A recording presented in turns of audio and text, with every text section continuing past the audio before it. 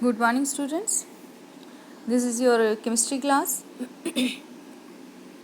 Today we will study the first chapter, matter in our surroundings. So, as the name tells, what is matter? Matter क्या होता है? कोई भी material या substance जो आपके आसपास है, कोई भी मटेरियल या सब्सटेंस जो हमारे आसपास है उसे हम मैटर कहते हैं, जो हमारी सराउंडिंग में है। जैसे कि पेन रखा है आपके पास, बोर्ड है, टेबल है, आपका बैग है, कोई भी चीज़, anything that is matter. Okay, तो सामने डेफिनेशन लिखी हुई है, anything that occupies space and has mass and is felt by senses is called matter.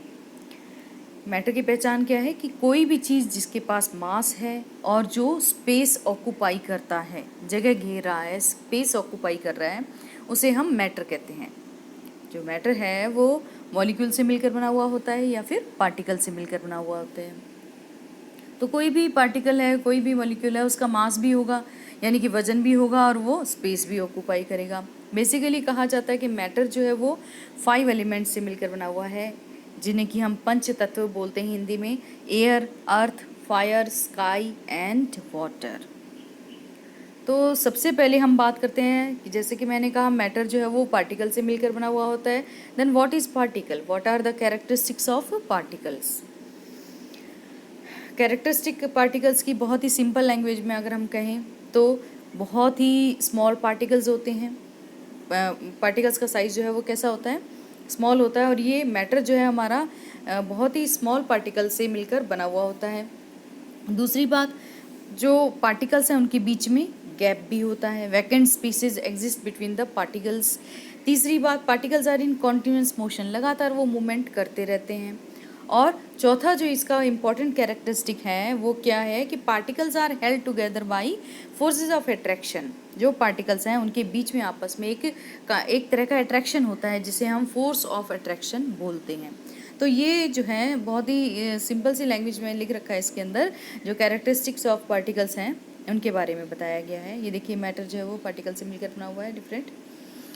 तो अब हम बात करते हैं स्टेट्स ऑफ मैटर। जो स्टेट्स ऑफ मैटर है, बेसिकली हमने मैटर को 5 स्टेट में डिवाइड करा है, solid, liquid, gas, plasma and Bose Einstein condensate. लेकिन आपके सिलेबस में आप ये 3 चीज़ें पढ़ेंगे, सॉलिड, लिक्विड एंड गैस के बारे में ही पढ़ेंगे। बाकी 2 जो पार्टिकल्स हैं उनको आप आगे क्लासेस में पढ़ेंगे। तो जो ये क्लासिफिकेशन हुआ है, किसके अकॉर्डिंगली किया गया है कि पार्टिकल्स किस टाइप से किसी मैटर के अंदर पाए जाते हैं, कैसे उनका अरेंजमेंट है, क्या पार्टिकल्स की एनर्जी है, और क्या उनके बीच में फोर्स ऑफ अट्रैक्शन है, कितना कम है या ज़्यादा है, मतलब डिस्टेंस कितनी है, स्पेस कितना है। तो इन सब के बेस पर ये डिवीज़न हुआ है स्टेट ऑफ मैटर का। बेसिकली हम इस चैप्टर में 3 स्टेट्स को पढ़ेंगे, सॉलिड, लिक्विड और गैस। ये 3 स्टेट्स के बारे में हम पढ़ेंगे। तो अब अगर हम सॉलिड स्टेट के अकॉर्डिंग, फिजिकल स्टेट के अकॉर्डिंग मैटर जो है की बात करते हैं, तो मैटर 3 फॉर्म में पाया जाता है, सॉलिड, लिक्विड और गैस। ठीक है जी। अब सॉलिड की अगर हम बात करते हैं तो सॉलिड का एग्जांपल है, जैसे कि सबसे बहुत ही कॉमन एग्जांपल हम लेकर बात करेंगे आइस का। लिक्विड, उसी का लिक्विड क्या होगा? वाटर होगा। और इसी सॉलिड का गैसियस फॉर्म अगर हम देखेंगे तो उसे हम बोलेंगे वाटर वेपर्स। तो अब हम सॉलिड को डिफाइन कैसे करेंगे? सॉलिड को ऐसे डिफाइन करेंगे कि सॉलिड की एक डेफिनेट शेप होती है और एक डेफिनेट वॉल्यूम होता है। डेफिनेट शेप होती है, मास होती है, फिक्स्ड मास होता है, और डेफिनेट वॉल्यूम होता है। इसका मतलब है कि किसी भी प्लेस पर ये एक जैसा स्पेस ऑक्यूपाई करेगा। वॉल्यूम डेफिनेट होने का क्या मतलब हुआ? किसी भी जगह पर एक जैसा स्पेस ऑक्यूपाई करेगा। दूसरी बात क्या है कि जो डिस्टेंस है पार्टिकल्स के बीच में वो बहुत कम होता है। और आप एक चीज़ और जानते हैं कि सॉलिड को हम कंप्रेस भी नहीं कर सकते हैं ज़्यादा, ठीक है ना। सॉलिड को हम कंप्रेस भी नहीं कर सकते हैं। फोर्स ऑफ अट्रैक्शन बहुत ज़्यादा स्ट्रांग होता है, तभी तो ये पार्टिकल पास पास होते हैं सॉलिड के अंदर, इसीलिए सॉलिड बनता है, क्योंकि पार्टिकल्स बहुत पास हैं, इनके बीच में स्पेस है ही नहीं। तो फोर्स ऑफ अट्रैक्शन का मतलब जो स्पेस है बीच में वो बिल्कुल ना के बराबर होता है। सब पार्टिकल्स जो आपस में, देखिए आपको डायग्राम में भी दिख रहा है, गोल गोल जो ये बॉल्स दिख रही हैं बिल्कुल अटैच हैं एक दूसरे से, और बिल्कुल क्लोजली पैक्ड जो होते हैं ये पार्टिकल्स होते हैं सॉलिड के अंदर। अब अगर हम लिक्विड की बात करते हैं, then they have shape, but it is not fixed. Shape तो होती है लेकिन फिक्स नहीं होती है। फिक्स नहीं होती है मतलब हम लिक्विड को जिस वेसल में डालेंगे ये उसी की शेप में आ जाता है। So liquid doesn't have any definite shape but volume is fixed. लेकिन वॉल्यूम क्या है, फिक्स होता है। यानी कि जैसे कि एग्जांपल लीजिए, आपकी एक मान लीजिए आपने 1 लीटर वाटर बॉटल ली है, उसके अंदर 1 लीटर वाटर है। उसे अगर आप किसी वेसल में निकाल के डालेंगे तो भी उसका वॉल्यूम 1 लीटर ही रहेगा, वो चेंज नहीं होगा। तो वॉल्यूम फिक्स है बट शेप जिस चीज़ के अंदर वो लिक्विड भरा है उसके अकॉर्डिंगली शेप वो ले लेता है। So solids have definite shape and definite volume, liquids have indefinite shape and indefinite volume, हम ये कह सकते हैं।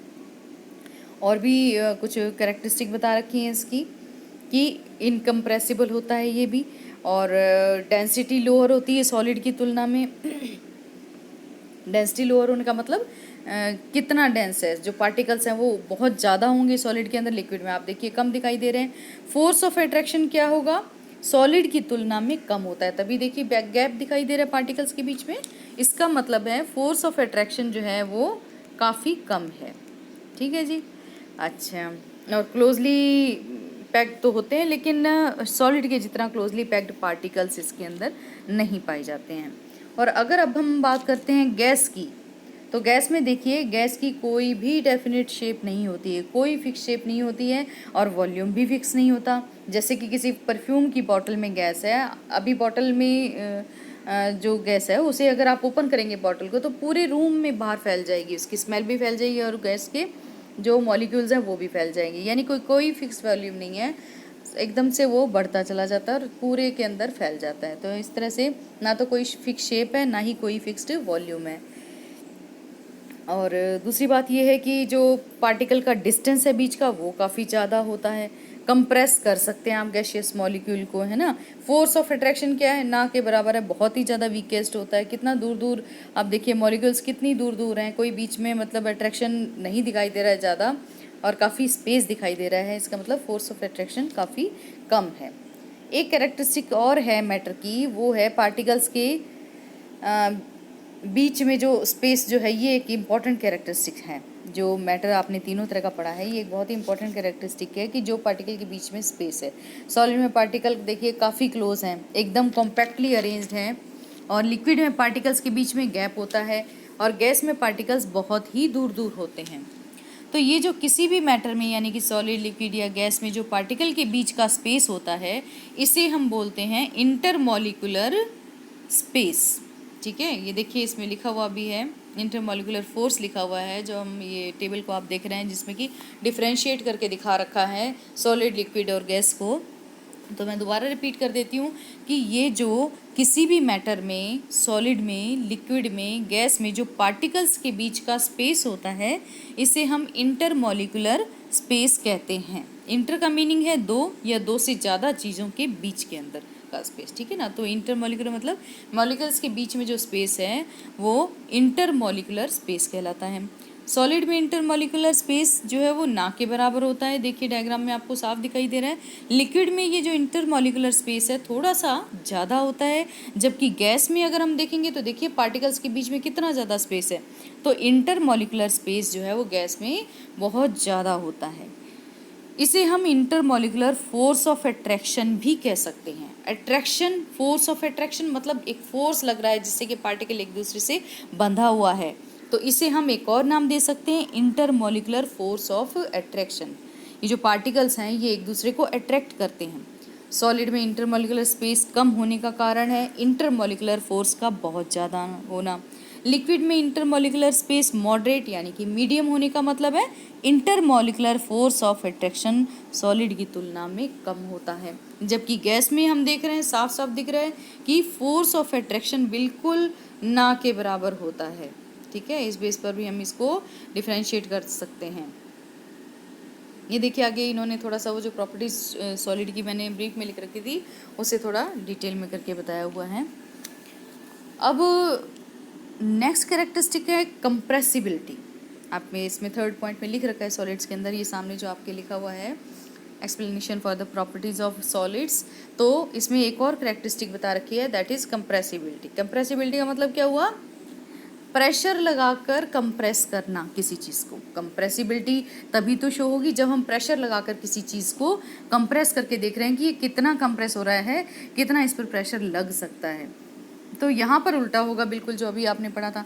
गैस सबसे ज़्यादा कंप्रेसिबल होती है क्योंकि स्पेस बहुत ज़्यादा होता है पार्टिकल्स के बीच में। जो गैशियस मॉलिक्यूल है या फिर गैस हम कह सकते हैं, सबसे ज़्यादा कंप्रेसिबल होती है।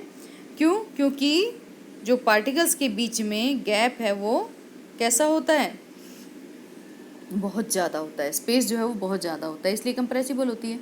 लिक्विड उससे कम कंप्रेसिबल होता है और सॉलिड बहुत ही कम कंप्रेसिबल होता है।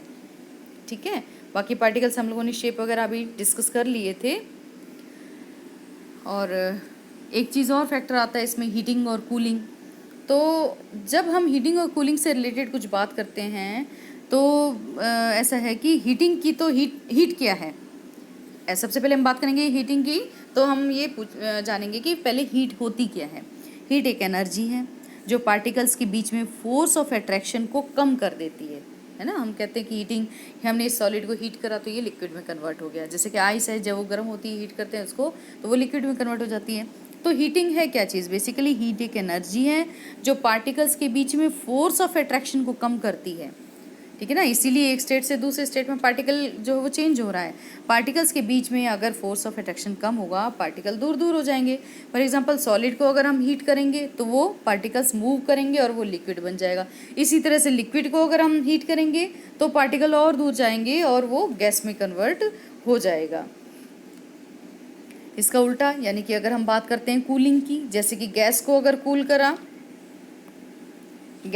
हमने कूल करा है तो क्या होगा, हीट कम होगी, यानी कि फोर्स वापस बढ़ेगा, यानी कि पार्टिकल्स के बीच का गैप कम हो जाएगा, यानी कि गैस लिक्विड में कन्वर्ट हो। अभी तो जब हीट करा था तो लिक्विड गैस में कन्वर्ट हुआ, अब कूल करा तो गैस लिक्विड में कन्वर्ट हो जाएगी। इसी तरह से लिक्विड को कूल करेंगे तो वो सॉलिड में कन्वर्ट हो जाएगा।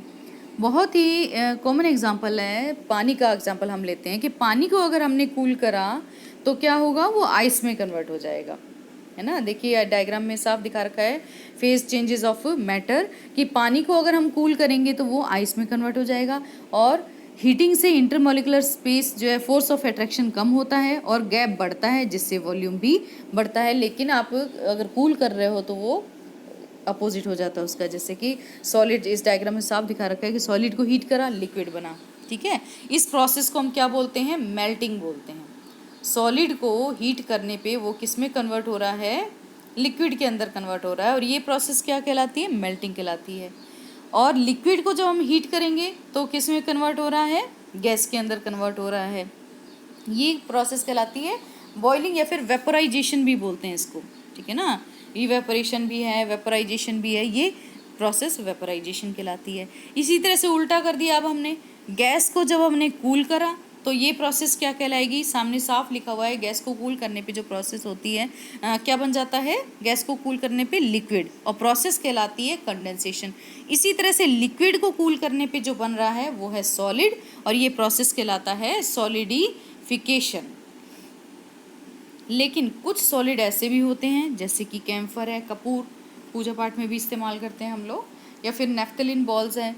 आप घर में जो है वो बॉल्स कहाँ पर इस्तेमाल होती हैं, जैसे आपने ऊनी कपड़े रखे हुए हैं सर्दियों के लिए, या फिर कोई और सामान रखा हुआ है तो उसमें आप वाइट कलर की बॉल्स डाल देते हो ना, एक स्मेल भी आती है बहुत तेज़ इसके अंदर से, जिससे कीड़े नहीं लगते हैं इन सब चीज़ों के अंदर, तो वो नेफ्थलीन बॉल्स कहलाती हैं।